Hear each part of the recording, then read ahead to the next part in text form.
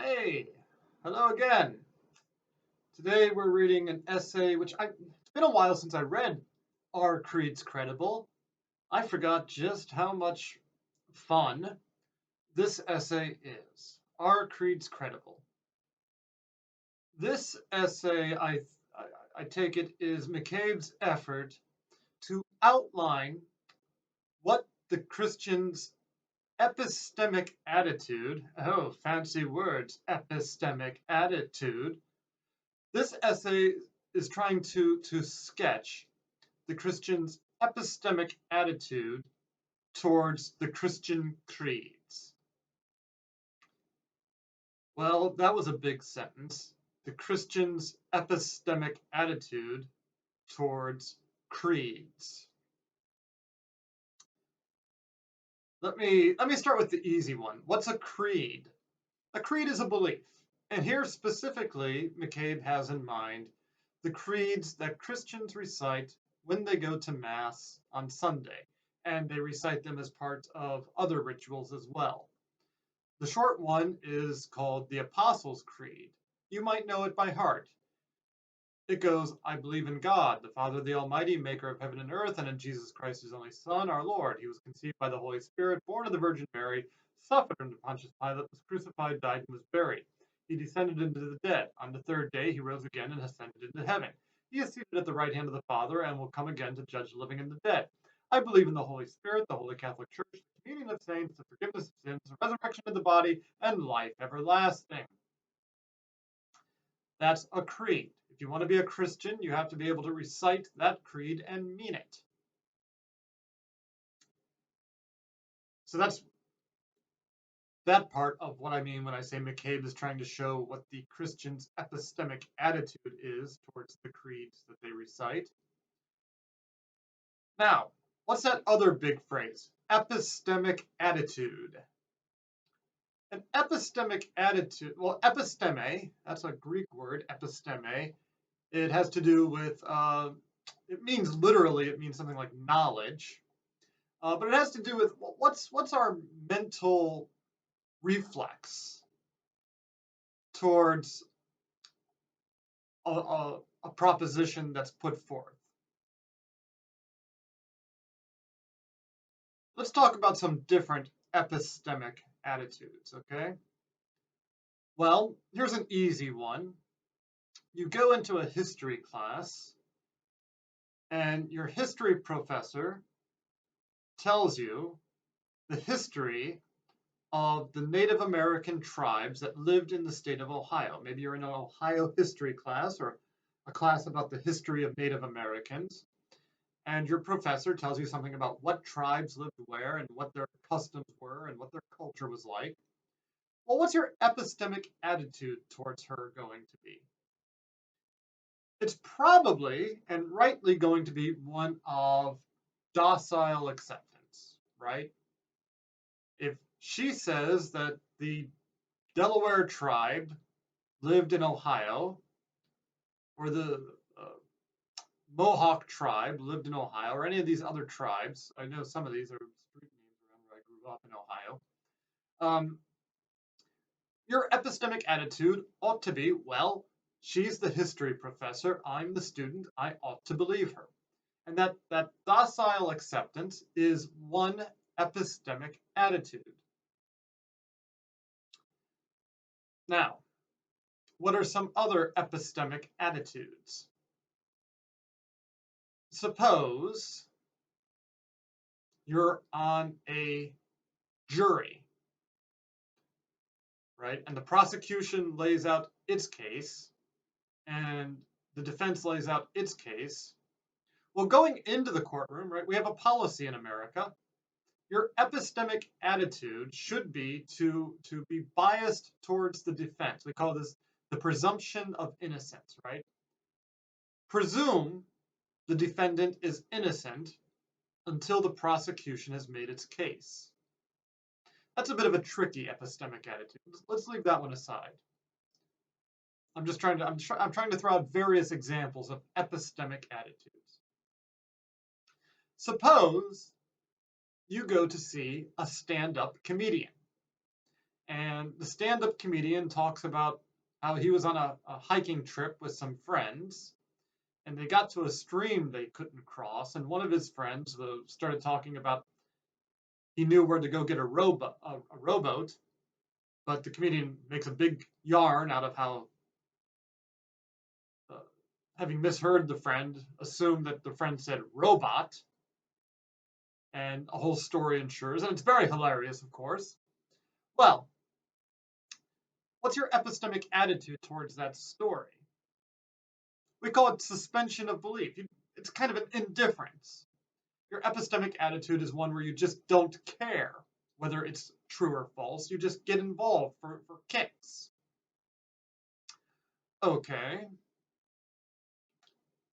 Suppose someone that you don't know, somebody you meet in a restaurant, tells you that they're a personal friend of the Pope, of Pope Francis. Oh yes, I've I meet with Pope Francis a couple of times a year, this person says. They haven't told you yet how they know Pope Francis or what their job is. You don't know if they could be the Archbishop or something. But they say they know Pope Francis. They consider him a friend. What's your attitude? What's your attitude towards this claim? Skepticism. Skepticism seems like an appropriate epistemic attitude towards a stranger's claim to be friends with Pope Francis. If you follow the news, I think the appropriate epistemic claim towards President Trump is that he's either lying or exaggerating. I don't say this, I don't say this, every politician of a political party. No, I think that it's been well documented that most of what the president says in any given interview will be false. And so your epistemic attitude towards what President Trump says will be a high degree of skepticism, a skepticism where you might almost reflexively even deny it. You almost reflexively have to say, well, let's go find out. If you meet somebody at a party and they say, hi, my name's Thompson, what's your epistemic attitude? Your epistemic attitude might be one of, we'll call it low grade acceptance. Yeah, you're willing to accept it. There's not much at stake. Of course, if somebody tells you later on, oh, that person always claims to be Thompson, it's no big deal. You can switch your belief. We'll call it low grade acceptance. I'm trying to show there's all kinds of different epistemic attitudes one can have in a whole variety of situations. If you're playing poker with someone, your epistemic attitude is going to be a whole palette of different things going on. You're going to be kind of confused and you're constantly trying to determine what your proper epistemic attitude is supposed to be in a game of poker. So we have all these different epistemic attitudes.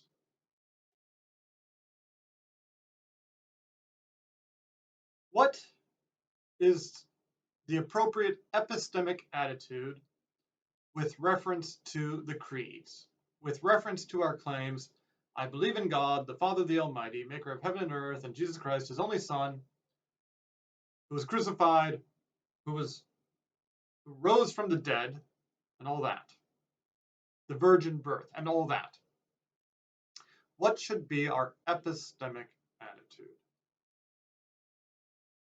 Well, I would invite you to reread this essay and see what you make of it, what McCabe thinks our epistemic attitude should be.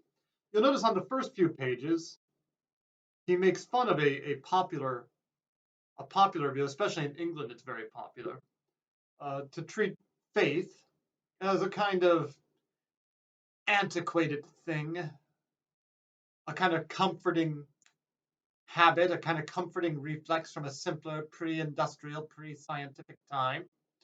You'll see McCabe talking very sarcastically about that in these first couple of pages. Obviously, he disavows that view. What is faith for McCabe? Faith is sharing in God's self-knowledge. So this is the first thing I want to talk about with regards to this essay.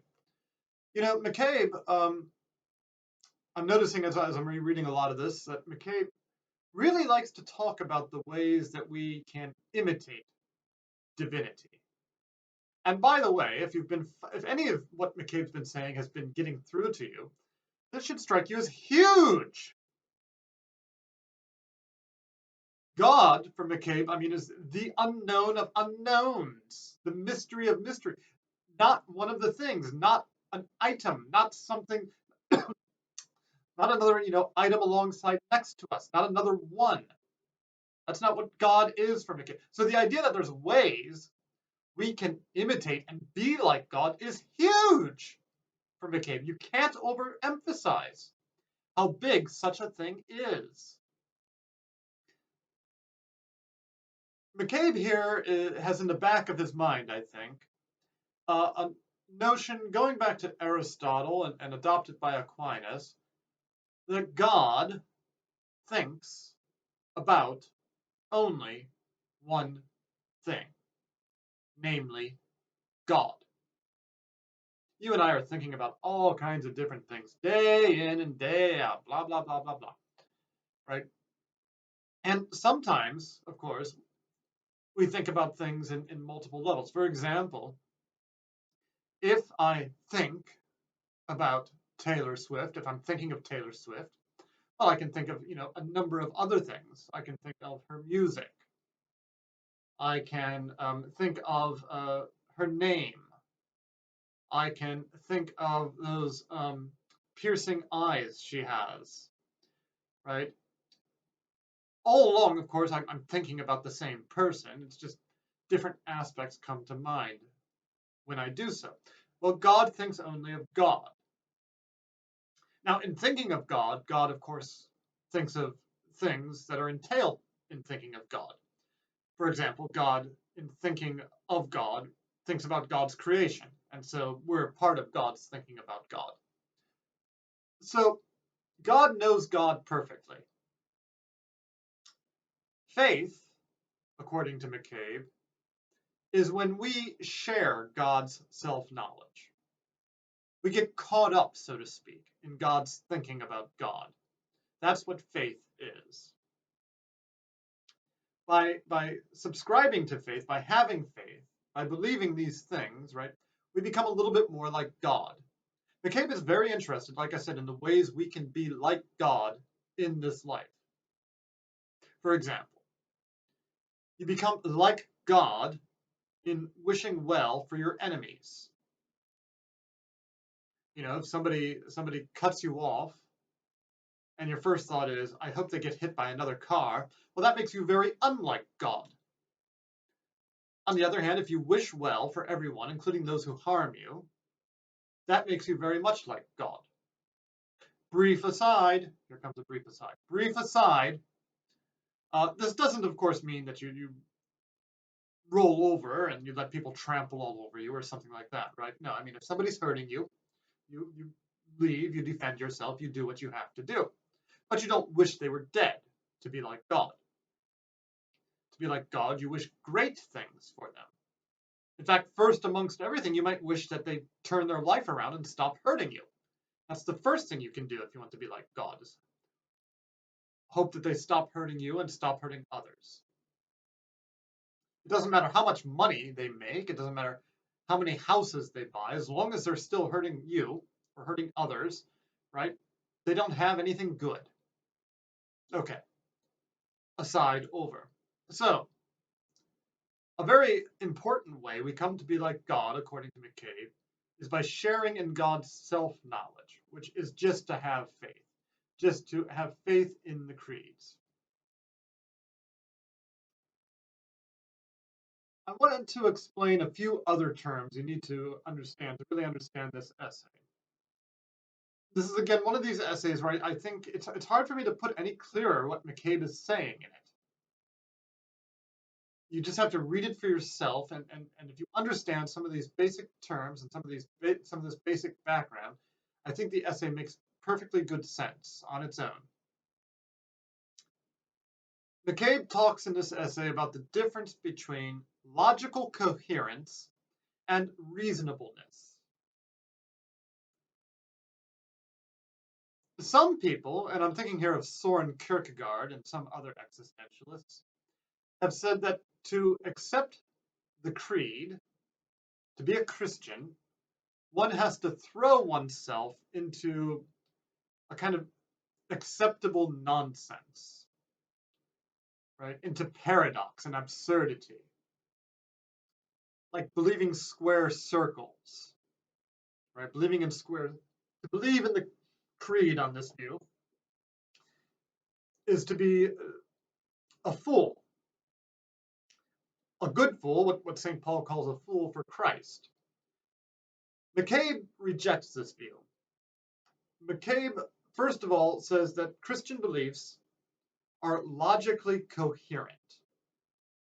To believe what is said in the creed is not like saying, I believe that there are square circles.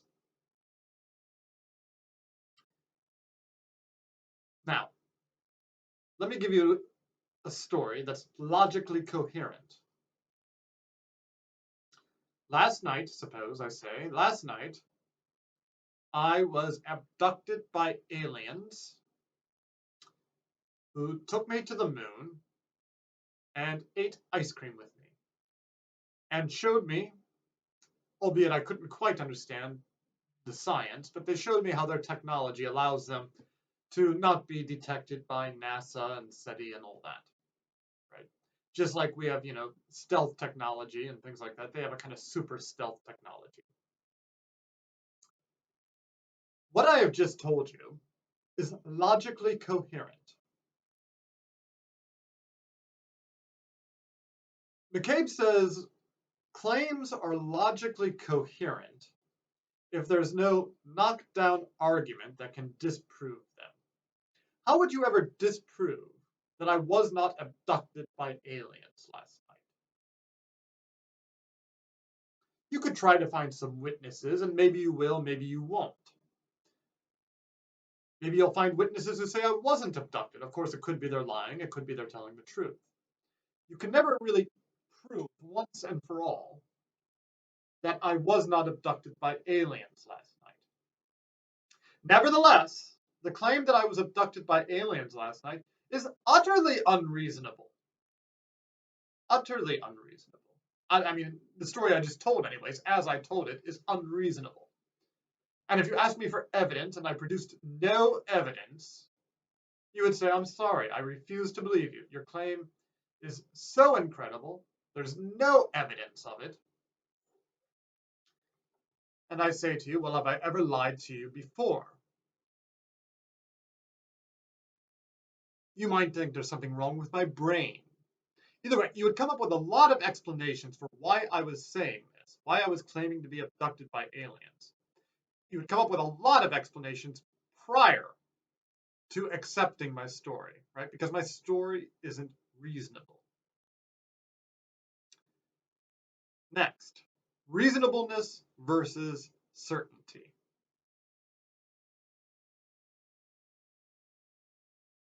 I can be certain of something regardless of its reasonableness.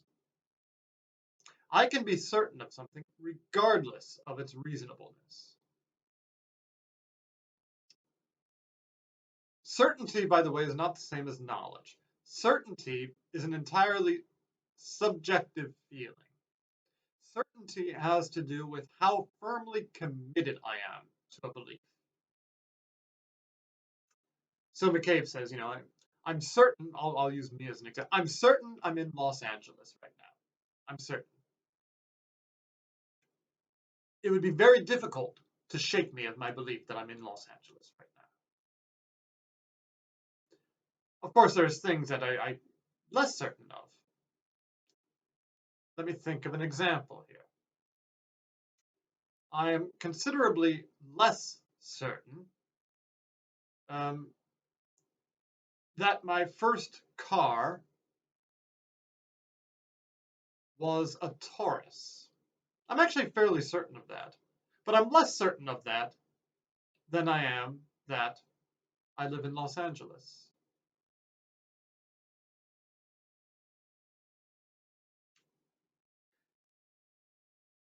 I mean, I'm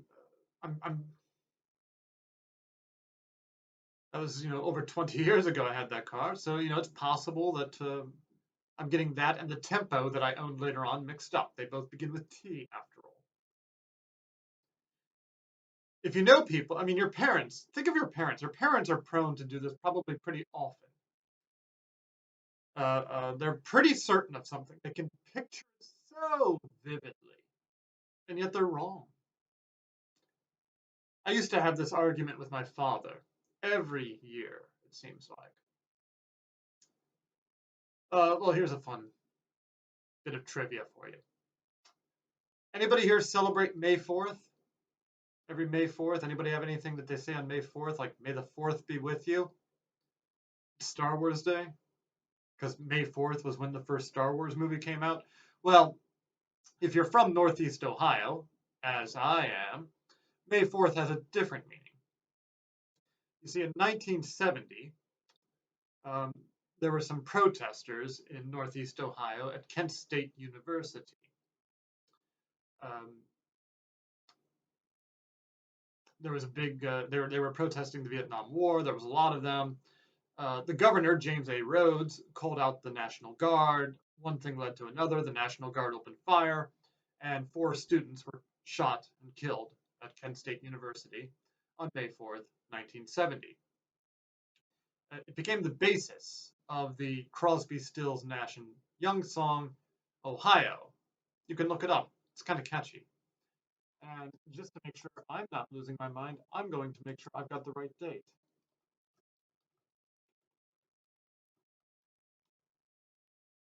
Yes, May 4th, 1970. I was right. Okay, May 4th, 19.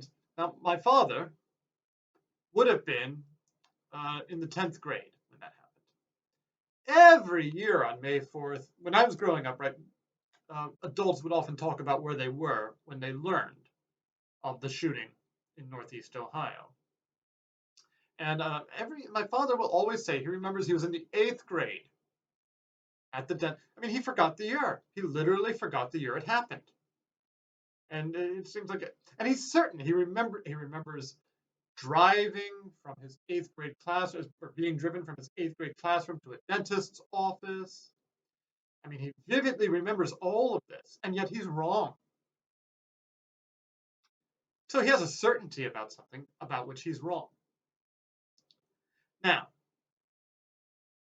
notice, by the way, if you had asked my father, if you flew to Ohio and asked him, hey, you, yeah, you, where were you when you heard about the Kent State shootings? And he said, yes, I was in the 8th grade. I had just left school for the day. You'd think that was a completely reasonable thing to believe, wouldn't you? If you didn't know exactly what year he was born. He's certain of it. You have a reasonable belief, right? And it's certainly a logically coherent claim, given what you know about him anyway. McCabe points out that he has certainty about the creed, regardless of its reasonableness. That said, he points out that lots of people have done work to show that at least some of the creed's more outrageous claims may be quite reasonable, right? You say it's completely insane to believe that Jesus rose from the dead. Is it really insane? After all, if you believe everything that McCabe said about God so far, then you believe that God could raise Jesus from the dead. That's not impossible. If you believe what McCabe has said so far, God can do anything. Well, then you might say, well, it seems very strange that if Jesus didn't rise from the dead, that this religion took off. A religion, by the way, which is completely founded on a completely insane objective, right? The central message of Christianity, McCabe says in one place, is that if you don't love, you're dead, and if you do love others, they will kill you. What a stupid religion! What an insane religion this is that McCabe is preaching. A religion which says that if you love, you're getting yourself into an awfully violent situation. The message of Christianity, the idea that this religion, which was founded on the idea that you have to give up all attempts to be rich, that you have to embrace a kind of poverty, the idea that you have to be willing to give up ambitions of every kind. This is a religion which no sane person would join. No sane person would be willing to die for the claim that we should all be poor, that we should take up poverty as a way of life. What kind of person does that? What kind of person is willing to be killed just to talk about love? And yet this is what happens in the early church. The early church, against all odds, wins converts to this way of poverty, to this life of poverty. Why? Because they believe Jesus rose from the dead. So, you might even think it's plausible that Christianity's claims, that the claims of the creed. It's reasonable. It's not unreasonable to believe them. That's McCabe's point here, right? And yet you still wouldn't have certainty. By the way, you can say it's reasonable to believe something and still not even believe it. What would be a good example of this? Something that's reasonable to believe, and yet I don't believe it myself. Well, I find a lot of differences about theology and politics and things like that. I'll admit that people who have different views from mine have quite reasonable beliefs. I'm trying to think about, well, let me think of a non-religious example here.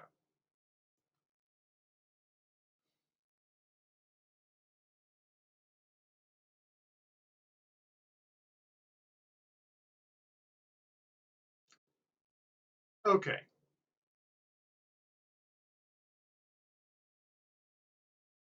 Why did the United States drop atomic bombs on Hiroshima and Nagasaki in 1945? Here's some claims that have been put forward, each of which have their own body of evidence. One claim is that Harry Truman, then president, thought that there was no other way of ending this war, and that this was the way that involved the least destruction of human life. That seems like a reasonable claim. Given the evidence I've seen, that's a reasonable claim. Another claim is that the war was already winding down, and there's some evidence to show this, by the way, and American policymakers were starting to get a little worried about what role Russia would have after the war on the world stage. And so, to wind down the war, we dropped an atomic bomb or two, just to show Russia what the United States would be capable of after the war. Another perfectly reasonable claim with its own body of evidence behind it. And there's other theories as well as to what led directly to the dropping of the atomic bomb on Hiroshima and Nagasaki. Now, notice I could believe that America just wanted to send a warning shot to Russia. Suppose I believe that. I can still believe that you're quite reasonable in thinking that it was some other reason, like Truman just wanted to end the war in the most efficient way possible. I don't think you're an idiot, right? Your view is A, logically coherent, and B, I can see why somebody would interpret the evidence this way. Good. So there's logical coherence. That's the bare minimum for holding a belief. Logical coherence is the bare minimum for having a belief. Then a belief might be reasonable. By the way, I'm far from certain that I'm right about why the atomic bomb was dropped, if, say, I believe that position. I don't have certainty, the way, say, I have certainty that I'm in Los Angeles. I had more certainty that the Kent State shootings happened May 4th, 1970, but look, I had the check. So certainty can come in degrees, right? McCabe says that the Christian is called to be certain about the creeds. The creeds are not unreasonable. The creeds are certainly not logically incoherent. However, and this is a point that McCabe is ending on, the fact that the creeds cannot be proved, the claims of the creeds cannot be proved the way, say, a claim in mathematics can be proved, or the way lots of other things can be proved, doesn't mean it's unreasonable to believe them. And it certainly doesn't mean that we should withhold our assent or have some kind of skepticism or anything like that. The job of the theologian, and this is one of the points that McCabe's really coming to at the end, the job of the theologian, says McCabe, is not apologetics, although that might happen. What's apologetics? Apologetics is to give a defense. You might remember Socrates' apology from your other philosophy classes. Socrates gave a defense of his way of life. Some people engage, and McCabe has nothing against this, in apologetics for their religion. Perhaps I wanted to show all kinds of evidence to show just how reasonable it is to believe that Jesus rose from the dead. And I would go through that kind of exercise I did a moment ago, talking about how it's difficult to find other explanations for why Christianity grew. I might point out that it's very strange that the Gospels paint the disciples as jackasses. I mean, if you ever read the Gospels, I mean, it really shows their own leader, the early leaders of the Christian church, as being real jerks. At one point in the Gospels, Jesus declares, look, I'm going to be crucified. It's going to be a horribly bloody death. Some of you are going to be so scared shitless, you're going to run away. And you know what the very first thing the disciples say as soon as Jesus is done with that? The very first thing is they want to know, which one of us is your favorite? Imagine. Well, somebody might say, look, it's very strange for the Gospels to make that move if Christianity is false. If I wanted to invent a religion, I would not write myself into the story as a selfish buffoon. Okay, this is just, an example of apologetics. You can think whatever you want of that argument. McCabe's point is that the job of the theologian, which is to some extent the job of every Christian, is not apologetics, not chiefly. The job, and he says this in the last paragraph, if I recall, is to see how all the pieces of faith, all the different things we assent to in sharing in God's self-knowledge, how they all fit together. What do they all mean in life? What does it actually mean to say, I believe in one God, the Father Almighty, maker of heaven and earth, and in Jesus Christ, his only Son? I mean, what does that tell us about ourselves, about how we're supposed to behave, about where we're going, what's going to become of us individually, us as a society, us as a species? How do the different parts of the creed fit together? To say Jesus Christ was born of the Virgin Mary, suffered, died, and was buried. What do all these things have to do with each other? That's what theology is about, according to McCabe. Theology is not about trying to prove that Jesus rose from the dead, although a theologian might very well happen to do that along the way, or I should take that back, might very well prove it's very reasonable to believe that Jesus rose from the dead. By the way, McCabe points out that, if you believe that Abe Lincoln was shot in a theater, well, what evidence do you have? Somebody claimed to see it. And they told the newspapers, and the newspapers ran the story. And the story has been reprinted and put into our history books. And that's why you believe that Jesus rose from the dead. I'm sorry, no. Scratch, repeat. That's why you believe that Abe Lincoln was shot in a theater. Right? It's a kind of faith you have. Perfectly reasonable. So it might very well, I mean, an apologist might show that it's not that unreasonable to believe Jesus rose from the dead. Okay. But that's not what McCabe is coming to do. McCabe is not here.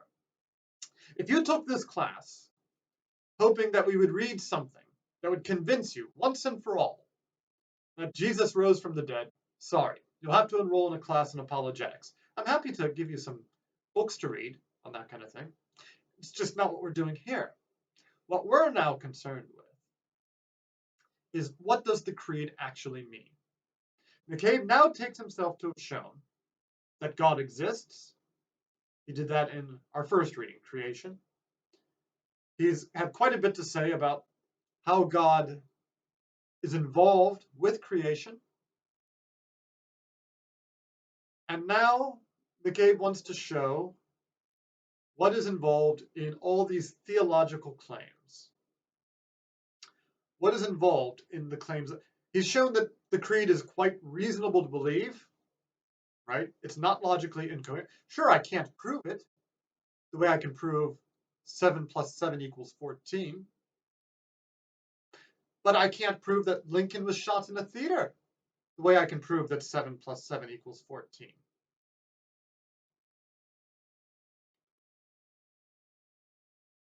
I might have a little more evidence or more believable evidence for Lincoln being shot in a theater. But now we're just talking about a matter of degree. So, having distinguished apologetics from theology, McCabe is not going to engage us with apologetics from here on out. McCabe is now concerned to show how these claims about Christ and about the Trinity fit together. That's where we're going. See you soon.